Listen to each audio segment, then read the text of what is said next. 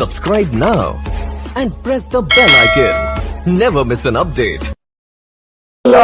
सब पत्थर मारने लगते हैं मगर ये खामोश नहीं होता। जिसको हक मिल जाता है वो हक को छोड़ता नहीं है। ऐसे हक बयान करने वाले को अबू ज़र गफ़ारी कहते हैं।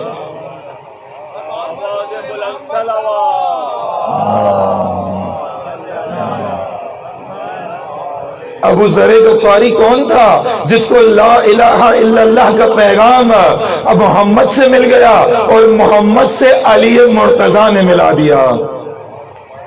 जो भी ला इलाहा इल्लल्लाह तक पहुंचना चाहता है रास्ता यही है, पहले अली को वली मानो, मोहम्मद को रसूल मानो और अल्लाह को अपना हाकिम और रब मानो।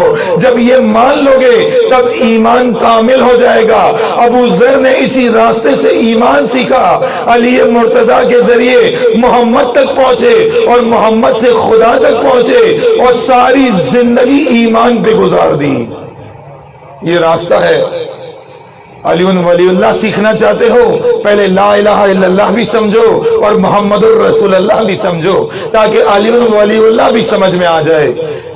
ये अबू ज़र वही है जिसके बारे में बयान किया अहले बैत ने कि अगर आसमान के नीचे कोई सच्चा है तो अबू ज़र है, अबू ज़र से ज्यादा कोई सच्चा नहीं है। और अली मुर्तज़ा ने अबू ज़र की शहादत के बाद बयान किया कि मेरा एक दीनी भाई भी होता था, वो हक बयान करता था, किसी भी जालिम के खौफ में नहीं आता था।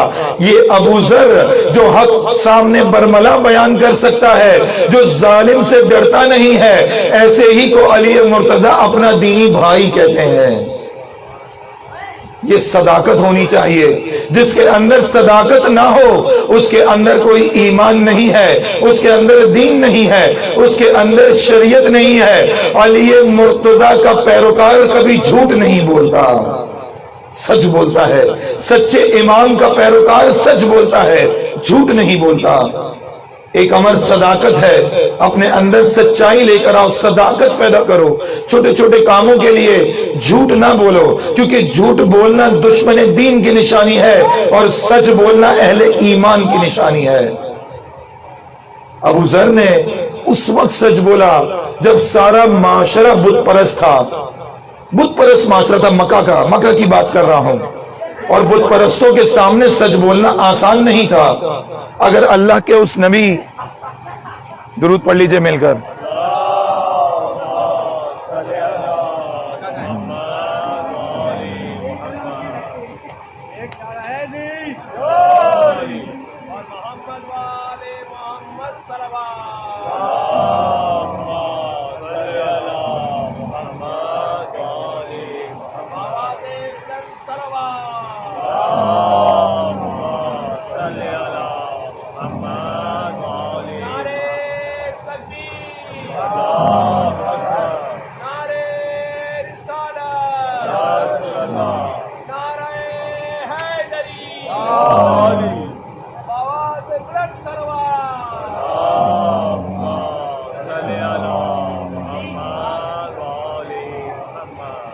उस दौर में जब मक्का के अंदर बुत परस्ती थी, उस वक्त बुत परस्तों के खिलाफ बोलना बहुत सख्त था।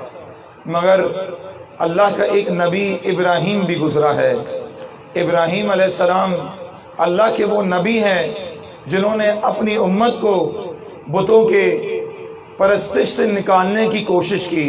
और किस तरह से की? एक मर्तबा जब इब्राहीम के उस करिए में रहने वाले लोग अपनी रसूमात बजाने के लिए शहर से बाहर गए तो इब्राहीम ने एक अमर किया लोगों को समझाने के लिए, लोगों की आगाही के लिए। और वो ये काम किया कि एक कुल्हाड़ा उठाया, वहां पर उस करिए में बहुत से बुत थे, एक बड़ा बुत था, बाकी छोटे बुत थे। इब्राहीम ने कुल्हाड़ा उठाकर सारे छोटे बुत तोड़ दिए और कुल्हाड़ा बड़े बुत के गले में डाल दिया और जाकर अपने घर में इत्मीनान से बैठ गए। सख्त काम है ये। آسان کام نہیں ہے۔ بت پرستوں کی وادی کے اندر، بت پرستوں کی بستی کے اندر سارے بت توڑ کر اطمینان سے گھر میں بیٹھ جانا، یہ بڑا سخت کام تھا۔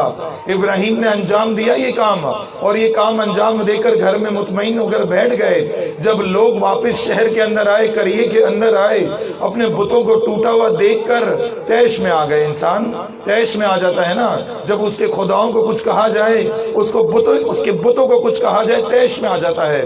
سمجھ بھی گیا کہ یہ کام کس کا ہے۔ بعض اوقات جو حق پر ہوتے ہیں وہ اتنے واضح ہوتے ہیں کہ سب کو سامنے سے جواب دیتے ہیں کہ مجھ سے کیوں پوچھ رہے ہو، اپنے بت سے ہی پوچھ لو کہ یہ کام کس نے کیا ہے۔ وہ یک زبان ہو کر کہنے لگے کہ یہ بت تو بول نہیں سکتا، ابراہیم آپ بتا دیں۔ ابراہیم نے کہا ممکن ہے بڑے بت کو غصہ آ گیا ہو، سارے چھوٹے بت توڑ دیے ہوں، دیکھو کلہاڑا بھی اس کے گلے میں ہے۔ تو کہنے لگے ابراہیم اس کو تو نہ غصہ آتا ہے، نہ یہ محبت کرتا ہے، نہ یہ رو سکتا ہے، نہ یہ ہنس سکتا ہے۔